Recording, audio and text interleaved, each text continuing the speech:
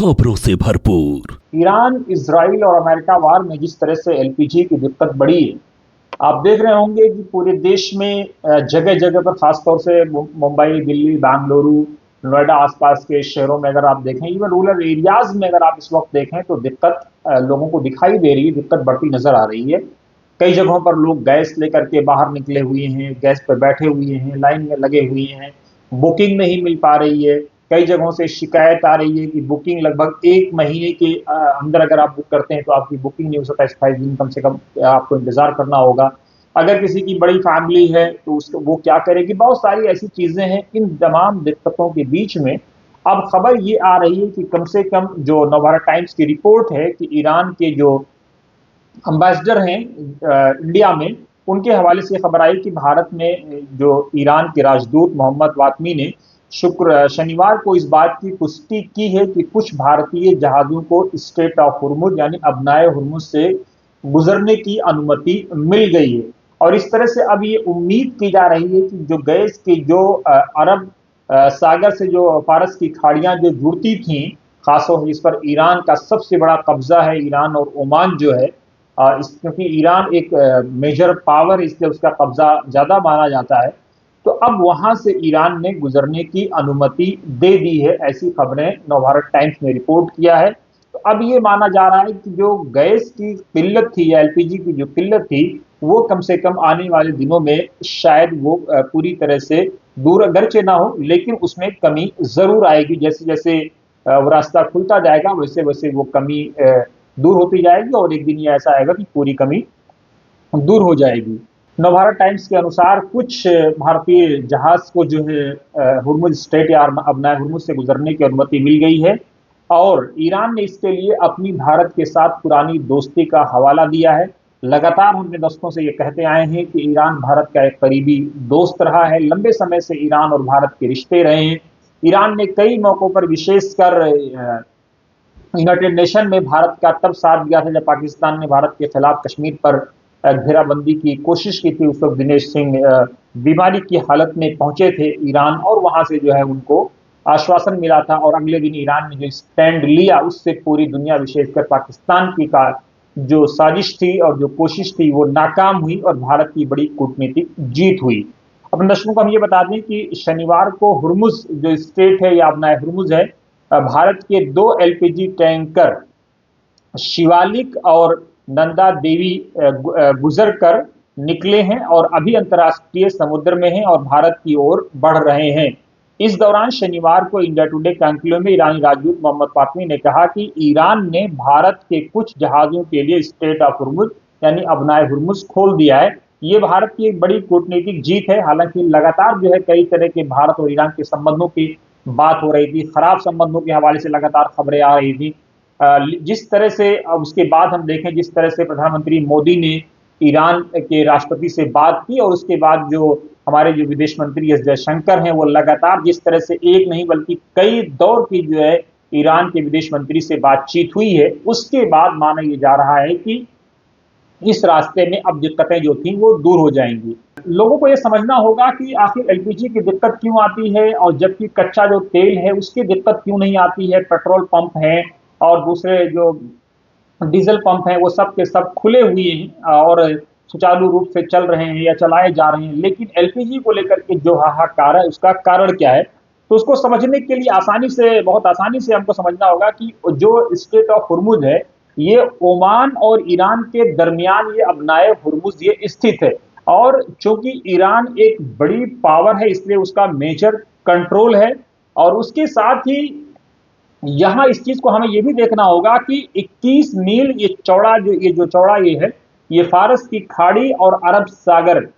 सागर से आने के लिए फारस की खाड़ी को जोड़ता है और इसके अलावा कोई ऐसा रास्ता नहीं है। और योमिया 20% ग्लोबल आयल कहें यानी पर डे 20% ग्लोबल आयल हो या गैस हो या 20 से 30% वो इसी रास्ते से गुजरता है। सऊदी हो, कतर हो, यूएई हो, कुवैत हो, इराक हो, ये सब इसी रास्ते पर निर्भर हैं। ये समझना आपको जरूरी होगा। लेकिन हमले के बाद जब ईरान पर इजराइल और अमेरिका ने साझा अटैक किया, उसके बाद जो है स्ट्रेट ऑफ हुर्मुज को अपना बदला लेने के लिए ईरान ने बंद कर दिया। ताकि वैश्विक बाजार में हाहाकार मचे,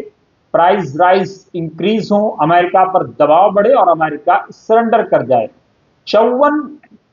पैसे जो डॉलर में होते हैं, 54 पैसे जो है खबर ये है कि अमेरिका में तेल की कीमत बढ़ गई है और आने वाले दिनों में ये $1 भी क्रॉस कर सकता है। तो ऐसे में अमेरिका भी इस युद्ध से निकलना चाहेगा क्योंकि अमेरिका पर भारी दबाव है। अमेरिका को यह अंदाजा था कि 7-8 दिन में, जो रिपोर्ट्स मीडिया में बता आ रही हैं कि 7-8 दिन में ये युद्ध खत्म हो जाएगी और उसके बाद किसी तरह से वो इससे बाहर हो जाएगा। लेकिन जिस तरह से ये जंग बढ़ती चली जा रही है, उस तरह से अमेरिका में फाइनेंशियल जो बर्डन आ रहा है वो अमेरिका के लिए अब धीरे धीरे, जो मीडिया रिपोर्ट्स हैं, कि वो नाकाबिले बर्दाश्त जैसा होता जा रहा है। गैर ईरानी जहाज जो अपना हुर्मुज से गुजरते हैं उनके लिए बहरहाल अब खतरा बढ़ा हुआ है, लेकिन भारतीय कुछ जहाजों के लिए राहत की खबर आई है जब ईरान के जो राजदूत हैं या जो एम्बेसडर हैं इंडिया में, उन्होंने जब आज ये खबर दी। अपने दर्शकों को हम ये भी बता दें कि एलपीजी और एलएनजी ये गैस फंसे क्यों हैं, क्योंकि 3.1 करोड़ टन से ज्यादा एलपीजी की खपत भारत में है। अब आप सोचिए कि जब 3.1 करोड़ टन से ज्यादा की खपत अगर हमारे यहाँ है और घरेलू उत्पाद जो हमारा है इसका 50% भी नहीं है, पूरा नहीं कर पा रहे हैं, इसीलिए हम खाड़ी के देशों पर निर्भर करते हैं। सऊदी हो, कतर हो, यूएई हो, कुवैत हो, इराक हो, यहाँ पर हम ज्यादा निर्भर करते हैं। और एलपीजी का जो कार्गो होता है वो 80 से 90% जो एलपीजी कार्गो है वो इसी रास्ते से, यानी अपनाए हुर्मुज से होकर के आता है। हमारे पास जो कच्चा तेल आता है वो 40 से ज्यादा अधिक देशों से आता है, और जो रूस से खासतौर से जो कच्चा तेल आता है वो स्ट्रेट ऑफ हुर्मुज की उसको जरूरत नहीं है, अपनाए हुर्मुज को उसकी जरूरत नहीं है। और 70% तेल जो हमारे पास आता है वो अपनाए हुर्मुज माइनस करके आ सकता है, लेकिन एलपीजी या एलएनजी इसके लिए अपनाए हुर्मुज पर ही हम ज्यादातर निर्भर हैं।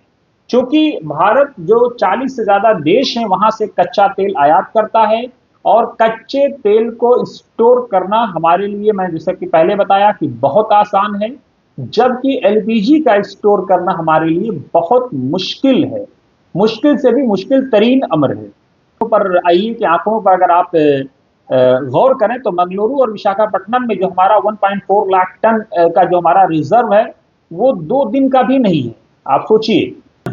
तो एलपीजी एलएनजी का जो स्टोर है हमारे लिए बहुत मुश्किल है, कच्चे तेल का स्टोर हमारे लिए आसान है, उसको रिजर्व करना हमारे लिए आसान है। अब ऐसे में ये जंग अगर और बढ़ती है तो फिर मुमकिन है कि ये संकट और बढ़े। लेकिन जिस तरह से ईरान ने इसमें भारत के लिए राहत दी है स्ट्रेट ऑफ हुर्मुज से जहाजों के गुजरने की, और खासतौर से अपनी पुरानी दोस्ती का हवाला दिया है, भारत और ईरान की संस्कृति और साझा विरासत का हवाला दिया है, तो ऐसे में उम्मीद ये की जा रही है कि अब जो है शायद ये दिक्कत भारत में उतनी ना हो जितनी होने की संभावना थी, या जिस तरह से ब्लैक मार्केटिंग शुरू हुई थी, जिस तरह से प्राइस राइज। कल ही की बात है कि निजामुद्दीन ने जो रोटी 6 रुपए में मिलती थी वो रोटी 8 रुपए में मिलने लगी। तो आम आदमी कैसे खाता, कैसे करता, ये बहुत मुश्किल हो रहा था। तो अब इसके बाद क्या सरकार किस तरह से काला बाजारी को रोकेगी, और दूसरी तरफ वो जो जहाज वहां से चले हैं वो भारत के जो सीमा है उसमें कब इंटर करेंगे, उसके बाद कैसे उसको आम जन के लिए पहुंचाया जाएगा, ये सारी चीजें पर नजरें बनी हुई हैं। आप बने रहिए वतन समाचार के साथ। फिल वक्त राहत की खबर है, भारत के लिए राहत की खबर है, उन गरीबों के लिए, कमजोरों के लिए जो एलपीजी से परेशान थे, और जिस तरह से रास्ता खुला है तो उम्मीद ये की जा रही है कि आने वाले दिनों में और आसानी हो सकती है। बने रहिए वतन समाचार के साथ।